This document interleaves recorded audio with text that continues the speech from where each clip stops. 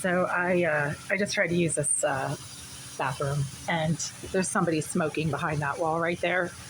I have to close the door because the fumes are really intense right now, and that just started happening as soon as I went into that bathroom and tried to use the facilities. For the second time today, the same exact thing has happened. As I was sitting on the toilet, somebody started getting disruptive in the bathroom behind the wall of my bathroom sink and of my toilet, which is the bathroom of Unit 78, where a psychopath and a sex offender, obviously, named Jasmine Irizarry has been engaging in disruptive behavior directly behind this wall against the wall of my toilet since 2013, when she was placed in Unit 78 by the Greenville Group. It's like a rinse and repeat incessant situation, because I suspect, and I've been told, that she is being sponsored. I don't know by who, but I'm suspecting it's the Greenville Group, because they refuse to address her behavioral issues, the fact that she's obviously a psychotic sex offender. I mean, anybody who gets that aggressive and that disruptive in the bathroom, behind somebody else's bathroom, every time that one person uses their toilet or tries to shower, is a sex offender.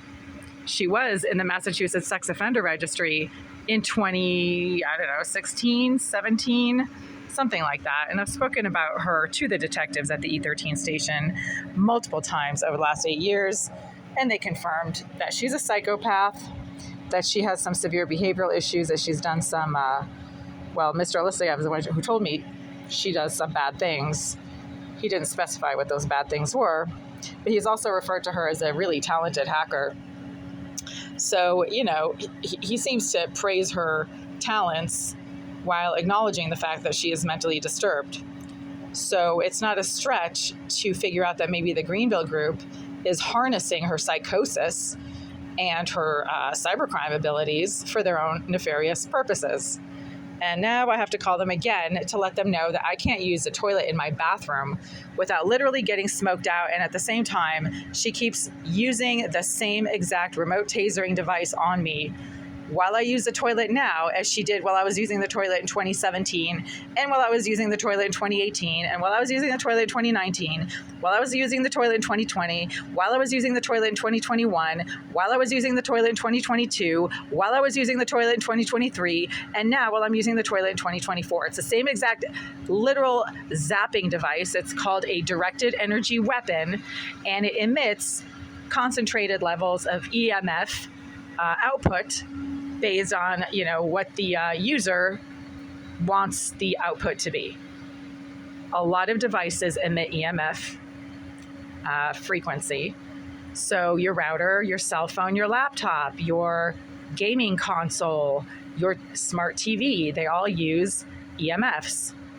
And you can use any type of device to concentrate the EMFs in a harmful enough beam to literally zap people. And obviously EMFs go through walls. That's Wi-Fi, right? Oh, geez, I should probably remove this. Oh, awkward. Anyway, this is the second time today I've tried to use the facilities in my bathroom quietly, and somebody in that bathroom right there has been engaging in the same exact disruptive, aggressive, intrusive behavior as she has been, not just over the last few times that I've tried to use that toilet quietly, but over the last 10 years. It is a psychopath named Irizarry. That's a fact. Nobody else does that stuff. Nobody else can do that stuff, because according to Mr. Alyssayev, she is so talented and she can hack into anything, meaning she has the ability to have knowledge of what I do in the privacy of my bathroom based on the surveillance devices that the property manager told me are being used in this unit, along with several detectives in 2020 and 2021. I mean, seriously, somebody needs to put that lowlife stalker trash out of its misery, unless she's getting paid, and then that would explain a lot, or maybe free rent.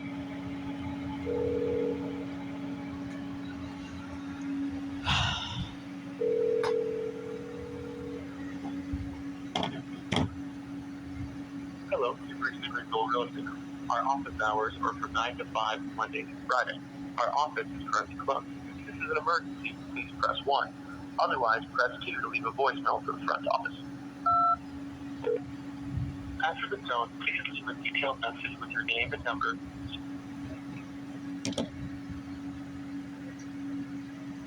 Yeah, hi. It's right around 5:37 p.m. on Tuesday, May 28th, 2024. This is now the fourth voicemail I've had to leave for the Greenville Group over the last 24 hours from Unit 89 regarding some ongoing serious privacy, safety concerns, breaches of habitation, violations of the clause of quiet enjoyment of the lease, and just the fact that the Greenville Group is continually failing to provide a safe, private, and functional living space in Unit 89 while charging me for rent.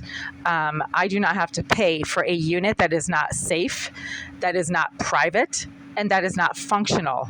And right now at 5:25 p.m., I tried to use the toilet in my bathroom quietly without making any noise, and the same person who is constantly physically against the wall behind my toilet, engaging in disruptive behavior, started once again filling my entire bathroom with marijuana smoke. It's always marijuana smoke, sometimes cigar smoke, sometimes cigarettes, rarely cigarettes, but almost always marijuana smoke, while I was trying to use the facilities quietly. And at the same time, as soon as I pulled out the toilet paper, she obviously has a sick and twisted obsession with toilet paper. She started using the same exact remote tasering device on me while I was sitting there on the toilet, as she has been doing since 2017. Back in 2017, again, I did not know what the problem was. I thought it was my Wi-Fi router. I got rid of my router and the tasering continued. And then I realized that there are devices that emit high levels of EMF frequency in a directed stream that are fairly easy to obtain. These devices are not top secret, CIA weaponry. This is something you can physically make yourself by purchasing metal cylinders at hardware stores such as Home Depot, Ace Hardware, wherever you can buy a metal cylinder, and then you use the metal cylinder to concentrate electromagnetic output into a directed beam. That's on YouTube, folks. That's not science fiction. That is on YouTube. Irizarry has been using this type of device on my person since 2017 and uses it only when I use my toilet or when I lie on my bed on my back facing the ceiling, or when I stand at my sink washing my hands after using the facilities. This prevents me from being able to do what I need to do in the privacy of my bathroom as I need to do it, and it obviously proves the existence and use of surveillance devices in my unit. Otherwise, nobody would be engaging in this type of behavior while I'm sitting on the toilet, and only when I'm sitting on the toilet. If you have any questions, you know my phone number. I'm calling from Unit 89, and I am recording this voicemail for legal purposes. I will be sending a copy of this voicemail to your attorneys and sending a follow-up written notification. Thank you.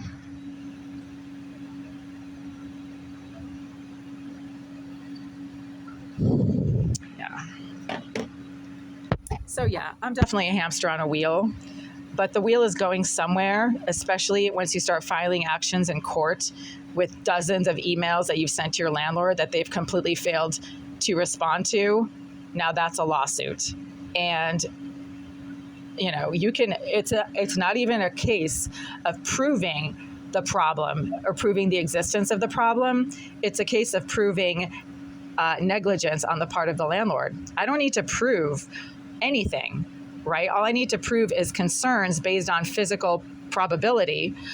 So if something is physically possible, such as rodents, such as psycho sex offender neighbors getting disruptive behind the wall of your toilet whenever you try to use that toilet, such as other tenants telling you they get to see what you do in your bathroom, everybody can see what you do in your living space, etc., then you bring that to the attention of the landlord.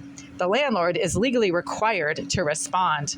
If the landlord fails to respond to your written notifications about legitimate concerns, I'm not talking about purple spotted unicorns flying over the building. I'm talking about things like the psycho sex offender directly behind the wall of your toilet getting disruptive whenever you use that toilet. That's a possibility.